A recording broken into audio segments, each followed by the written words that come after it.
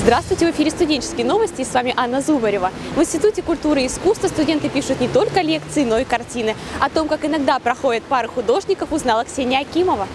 На многих парах в 5-м корпусе рисуют. И не просто на полях, а за мольбертами. Студенты собираются в студии, занимаются графикой и пишут портреты. С каждым годом работа с натурой становится сложнее. В прошлый год у нас было задание как раз-таки с гипсовой головой, а в этот раз у нас задание усложнилось. То есть мы должны рисовать живую натуру, она постоянно двигается, то есть это задание усложняется, и мы должны передать характер, уловить черты правильного человека, чтобы он был похож.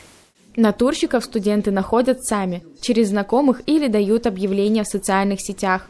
Моделям приходится сидеть неподвижно в течение всего занятия, а порой даже и не одного. Но на деле все не так страшно и строго.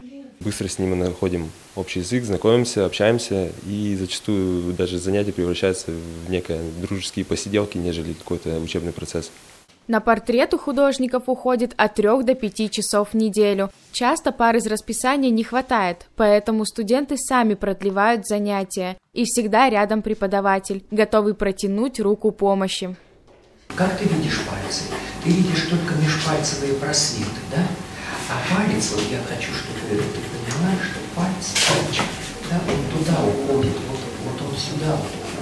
Оказывается, стать моделью для художника не так уж и сложно. Любой желающий может попробовать себя в роли натурщика. Здесь ты не только почувствуешь себя музой, но и получишь за это небольшое денежное вознаграждение.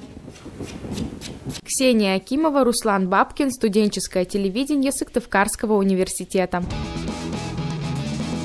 Когда приходить нужно к первой паре, это всегда грустно. Когда ты на нее сильно опаздываешь, это грустно вдвойне. Или нет? Узнаем из следующего вопроса.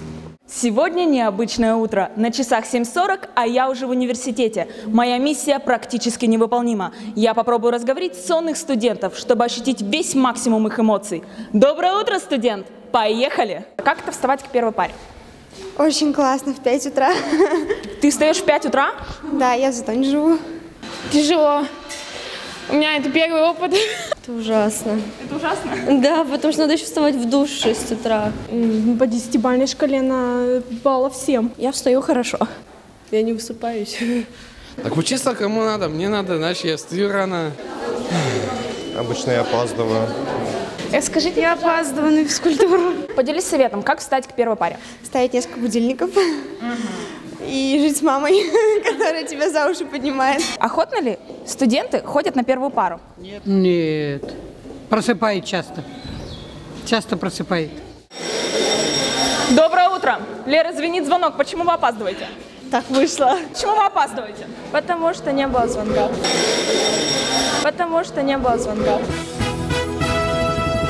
Проспал немного. Я только проснулся. Представляешь, минут 20 назад. Мне нам говорят, что у нас физра, я не знаю, где она. Подъеду на нее. Вы не знаете, где здесь зал? Беги на 3-й этаж, скорее. Почему опаздываем? Я не опаздываю, я задерживаюсь. Доброе утро. Андрей Васильевич, почему вы опаздываете? Кто опаздывает? Где? Отлично. Каково это преподавать с первой пары? Ужасно. Как вам удается вставать к первой паре? Вот видите, не удается. Отлично. И последний вопрос. Меня поднимают. Поднимите мне веки. Как вам удается так хорошо выглядеть, преподавая с первой пары? Я очень хорошо выгляжу. Спасибо. Студенты СГУ могут отправиться в летний лагерь. Правда, не как отдыхающие, а в качестве вожатых. Студенческий отряд «Пазл» объявляет набор студентов. Стать вожатым не так-то просто. Для начала нужно пройти обучение, затем сдать теоретические и практические экзамены, после чего отработать смену. Но, как говорят бывалые студенты, у нас все более лояльно. Мы даем возможность каждому. Ваша работа вожатым даст вам навыки работы с любой группой, с любой аудиторией. Вы сможете ее управлять, сделать с ней все, что хотите. Летний лагерь – это не только опыт работы и позитивные эмоции от общения с детьми, но и огромная ответственность, тяжелые физические и психологические нагрузки. Первый раз, когда я стала вожатой, это было очень страшно, потому что я пришла в отряд, и на меня набежала куча народу, и я испугалась, думала, что делать. И надеюсь, что здесь я научусь чему-то новому и уже не буду так бояться детей. Любить и не бояться.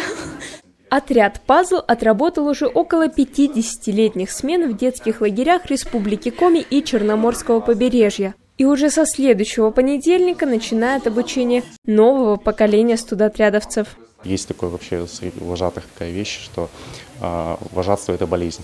Вот. Если ты один раз ей заразился, то уже не избавишься от этого. Поэтому ребята ходят, и им это нравится. Ирина Рихтер, Руслан Бабкин, студенческое телевидение Сыктывкарского университета.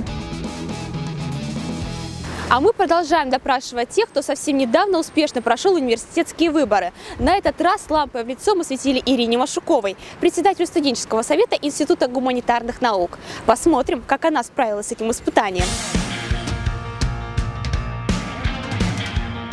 Цель пребывания на посту председателя студсовета. Сделать студсовет ИГН самым крутым, продолжать, точнее, доказывать, что это так круто, потому что мы так крутые. Кто был председателем студсовета до тебя? Никандрова Екатерина. А кто будет после тебя? Я буду всегда. Или нет? Я постараюсь, чтобы это было всегда. Чем отличаешься от своих предшественников? Я адекватная. А они нет? Ну, так все, конечно. Почему у тебя не было на выборах конкурентов? Потому что я классная и неадекватная, поэтому... Что ты изменишь в Институте гуманитарных наук? Я изменю атмосферу, она станет еще дружнее, чем сейчас, потому что ты заходишь в корпус на Катаева 9, и все пропитано дружественностью. А тут станет так дружественно, что будет сложно ходить. А что вообще сейчас требуется студсовету больше всего? Еда. Вот это прям хорошо. Мы будем ждать вас в 113-й аудитории, приносите нам печеньки. Нам очень нужно. Чего ты боишься как председатель студсовета? Что у меня будет заместитель по имени Брут. Чего хотят твои студенты?